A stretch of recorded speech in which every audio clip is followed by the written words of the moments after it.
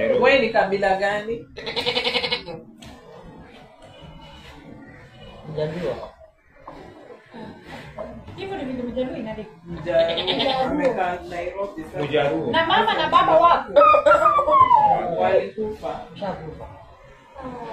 So hiyo mdomo ni kama Ndio mbuzi nafanyaga. Na unakula? Unakula? Umekula nini asubuhi? Chai. Hizo mbuzi uliuzia nani? pesa ngapi? Hajui. 3,000. Nishaandika pale. Mimi siko. Wakanga nini? Hii ni nini? Aliuza 3,000. Hii ameandika nini? Kama ni mmoja wao. Siwezi fanya kwa mtu. Ona, huyu Mkamba tunaweza mpata. Namba yake ya simu uandike.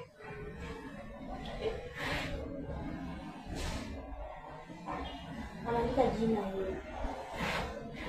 Muulize Nairobi area gani ndio itumu hiyo area. Namba. Tutafute huyo Mkamba. Anaweka kwa gari sasa hivi. Ha?